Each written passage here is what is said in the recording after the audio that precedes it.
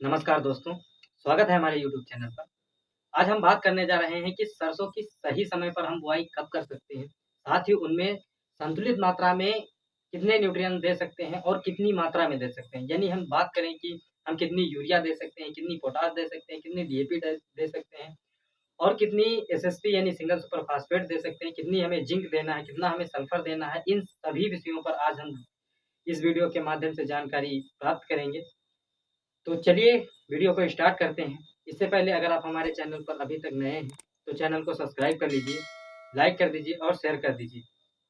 तो चलिए सबसे पहले हम बात करते हैं, सरसों की बुआई के लिए सबसे सही समय कौन-कौन से हैं? यानी अगैती में हम कब बो सकते हैं और मध्यम में कब बो सकते हैं? साथ ही साथ हम पछैती की बुआई कब तक कर सकते हैं? क्योंकि कहीं न कहीं पछैती को लेकर के बहुत सारे मतभेद होते हैं। आज एकदम क्लियर हो जाएगा कि हम पछैती को कब तक बो सकते हैं। और मेन बात आती है अगैती। अगैती की बुआई हमारी जैसे धान की फसल खत्म होती है, तुरंत सरसों की बुआई शुरू हो जाती है। फिर भी एक डेट निश्चित की जाती है, जो 25 सितंबर से और 25 या 15 अक्टूबर तक मानी जाती है, जो बहुत ही बेहतर समय होता है। और अगर इसके हम थोड़ा-सा मध्यम वर्ग की बात करें, यानी जो एक बोलते हैं कि सरसों का बुआई का समय चल रहा है, तो वो समय कौन-सा है? समय वो माना जाता है 10 अक्टूबर से लेकर के 25 अक्टूबर तक हमारा ये समय माना जाता है, कि हम इस समय पर सरसों की बुआई करें क्योंकि यही हमारा सीज़न है, जिसे लोग सीज़न कहते हैं।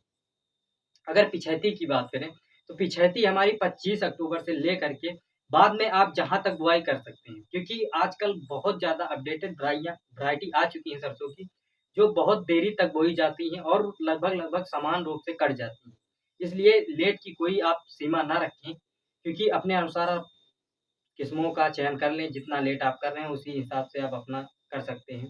क्योंकि कहीं न कहीं हम अदर फसलों में भी देखते हैं कि कभी-कभी क्या होता है कि हमारी फसल में फूल भी आ रहे हैं और कहीं न कहीं दूसरा व्यक्ति उगा रहा होता है अपने फसल को। फिर भी हम लोग बराबर और लगभग-लगभग 2-4 दिन के अंतराल पर अपनी-अपनी फसल काट लेते हैं। पर क्या होता है पिछैती में थोड़ा उत्पादन कम होता है और अगैती में ज़्यादा होता है। क्योंकि जितना समय फसल को दिया जाएगा, जितना फसल उसके विकास को दिया जाएगा, उतना ही ज़्यादा ग्रोथ करेगी और उतना बेहतर उत्पादन मिलेगा। और अगर हम इसके अगर कोई व्यक्ति ऐसा भी होता है जो टेम्परेचर की बात करता है, अगर टेम्परेचर की बात हम करते हैं तो टेम्परेचर टेम्परेचर इसके लिए अधिकतम टेम्परेचर जो माना जाता है, वो 32 सेल्सियस माना जाता है। यानी 32 सेल्सियस पर से कम हो हमारी बहुत ही बेहतर सरसों का जर्मिनेशन भी होगा, मतलब विकास भी ज़बरदस्त होगा। और हम इसके अगले टॉपिक पर बात करते हैं। तो अगले टॉपिक पर हम बात करने वाले हैं मुख्य तौर पर खाद की, यानी खाद यानी उर्वरक, हम कौन-कौन से उर्वरक दे सकते हैं। तो जैसा कि हमने सबसे पहले ही आपको बता दिया है, यूरिया है, डीएपी है, एसएसपी है, जिंक है, सल्फर है और अदर न्यूट्रिएंट होते हैं, जो हमें फसल के लिए बहुत ही ज़्यादा ज़रूरी होते हैं। तो चलिए हम अपने थोड़ा विज्ञान की तरफ बढ़ लेते हैं, क्योंकि कहीं न कहीं हमारी आजकल की विज्ञान बहुत ज़्यादा अपडेटेड हो चुकी है। हर एक क्षेत्र में विज्ञान बहुत तेज़ी से काम कर रही है, पर खेती में क्या कारण बन रहा है? क्या हो रहा है कि आजकल खेती में जो उर्वरक हमारे साइंटिस्ट बताते हैं, उनके अनुसार किसान उससे ज़्यादा क्यों डाल रहे हैं? इसके बारे में थोड़ी चर्चा कर लेते हैं, उसके बाद हम अपना डोज़ पर आते हैं। क्योंकि कहीं न कहीं जो हमारी यूनिवर्सिटी जो हमारी खादों को बताती है, उतनी खाद में हमारा कुछ नहीं होता है क्योंकि हम लोग लगातार बढ़ाते जा रहे हैं। मेन कारण यही है, अगर हम लगातार थोड़ा-थोड़ा कम करते जाएँ, तो एक सीमा आएगी कि जो यूनिवर्सिटी बताती हैं, जो हमारी कंपनियाँ अलाउ करती हैं सरसों के बीज के साथ कि इतने खाद में हमारी सरसों तैयार हो सकती है, उतने पर हम तैयार कर लेंगे। पर आजकल ऐसा नहीं है क्योंकि कहीं न कहीं जो बताया जा रहा है उससे कम से कम अनुभव जो मिला है, वो 2 गुना, डेढ़ गुना जा रहा है। क्योंकि कहीं न कहीं हमें समय के साथ-साथ पीछे भी लौटना है, खादों को कम करना है। इसी तरह अगर हम करते रहें, तो फिर हमारी खेती का एक अलग ही स्वरूप बन जाएगा। ख़ैर उस बारे में हम ज़्यादा चर्चा नहीं करेंगे। तो सबसे पहले हम बात कर लेते हैं थोड़ा विज्ञान की तरफ से, यानी जो हमारी यूनिवर्सिटियाँ और जो भी हमारी कंपनियाँ हैं, जो भी वैरायटी हम बोते हैं, उनमें क्या रिक्वायर्ड होती है, यानी कितनी मात्रा हमें बताई जाती है, कितनी हमें देनी होती है। तो चलिए सबसे पहले बात कर लेते हैं सिंचाई वाले क्षेत्र जहाँ पर पानी की उपलब्धता अच्छी से है, यानी हम जब चाहें तब सिंचाई कर सकते हैं। तो उसके लिए यूरिया की जो रिकमेंड की जाती है, यानी यूरिया जो हमारी दी जानी चाहिए वो 52 केजी होती है, और 52 केजी आपको 2 बार में उपयोग करने को बोला जाता है, यूनिवर्सिटियाँ या कंपनियाँ कहती हैं, 2 से 3 बार। यानी अगर हम 52 केजी कर रहे हैं तो 26 केजी हमें बुआई के टाइम दे देनी है, और जो 26 केजी शेष बची वो 26 केजी हमें पहले पानी के साथ यानी पहले सिंचाई के साथ हमें दे देना चाहिए। अगर हम डीएपी की बात करते हैं तो डीएपी 18 केजी, और अगर सिंगल सुपर फास्फेट की बात करते हैं तो 50 केजी, और अगर जिंक की बात करते हैं तो जिंक में हमें 33% मोनो जिंक जो आती है, इसकी अगर हम बात करते हैं तो ये हमारे लिए 7 केजी पर्याप्त होती है, यानी 5 से 7 केजी हमारे लिए पर्याप्त होती है।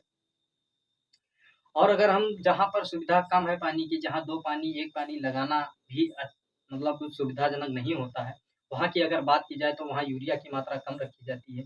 कहीं न कहीं यूरिया की मात्रा आपको 35 केजी करनी है, जिसे 2 बराबर भागों में बाँट कर अपने खेत में पहली सिंचाई और बुआई के समय दे देना चाहिए।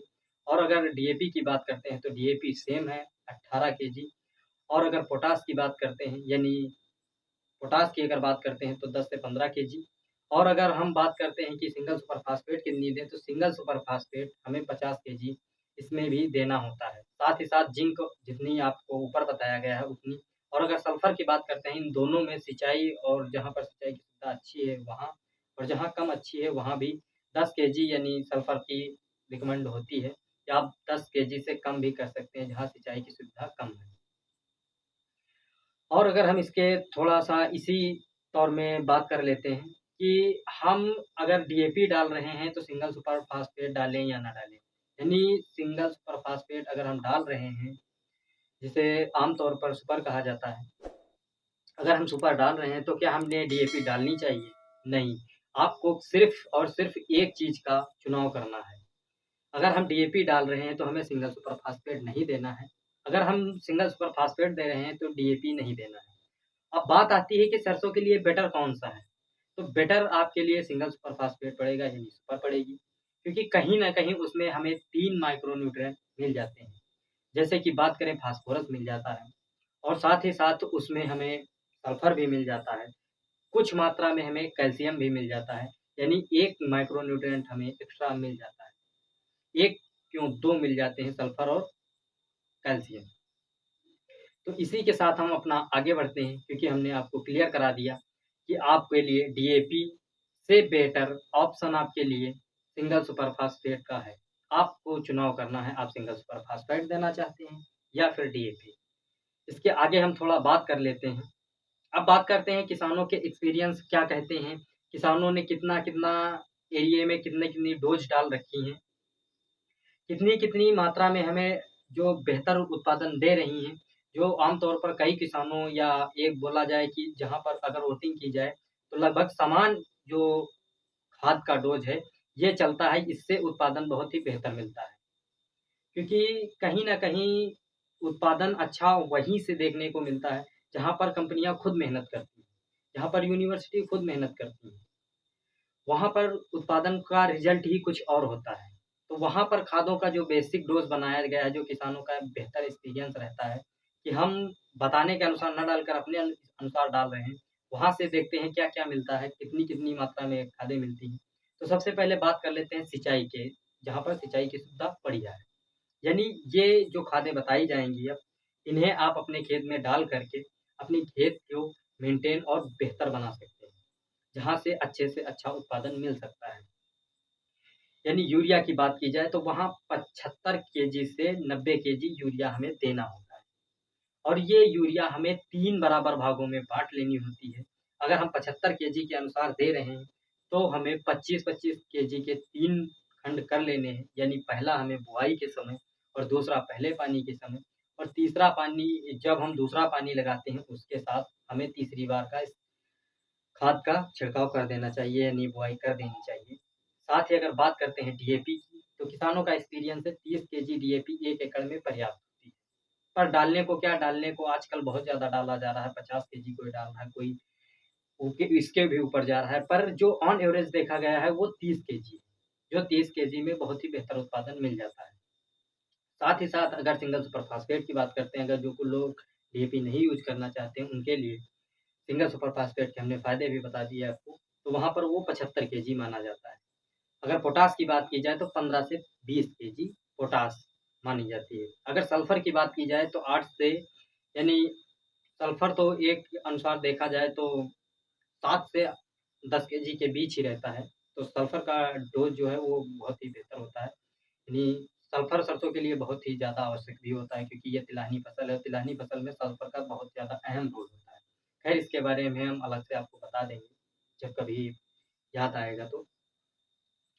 और आगे बात करते हैं जिंक की, तो जिंक में हमें 5 केजी इसमें 33% की हमें देनी होती है। 5 तो अगर हम बात करते हैं कि सल्फर की, तो सल्फर में इसमें 5 से 7 केजी किसानों को द्वारा बताया गया है, जो बहुत ही बेहतर होता है। अब बात कर लेते हैं जहाँ पर पानी की सुविधा कम है, जैसे हमने आपको वैज्ञानिक तकनीक या यूनिवर्सिटियाँ जो भी बताती हैं, जो कंपनियाँ बताती हैं, पहले आपको उसमें से हमने दोनों क्या बताया, सिंचाई वाले क्षेत्रों पर जहाँ पर पानी कम है, वहाँ के बारे में।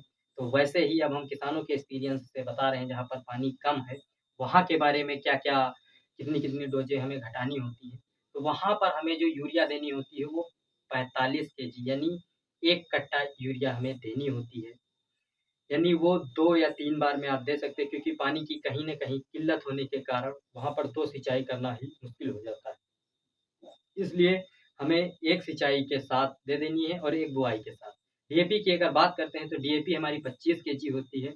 अगर सिंगल सुपर फास्फेट की बात करते हैं तो वहाँ पर सिंगल सुपर फास्फेट हमारा 75 केजी ही रहेगा और अगर पोटाश की बात करते हैं तो 15 से 20 केजी ही हमारा रहेगा। अगर जिंक की बात करते हैं तो जिंक आप 3 से 4 केजी कर सकते हैं और अगर सल्फर की बात करते हैं तो 5 केजी पर्याप्त है। ये रही हमारी सरसों की कुछ खास जानकारी। तो एक बार हम फिर से देख लेते हैं कि हमने इस वीडियो के अंतर्गत क्या-क्या सीखा है।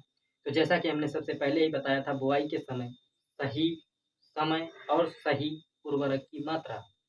तो इसमें हमने सीखा समय, टेम्परेचर यानी तापमान और साथ ही साथ खाद। खाद में हमने 2 तरीके सीखे हैं, जो एक वैज्ञानिक है और दूसरा जो विज्ञान से हट करके जो किसानों का बीच का एक्सपीरियंस है, जो किसानों का एक्सपीरियंस है वो।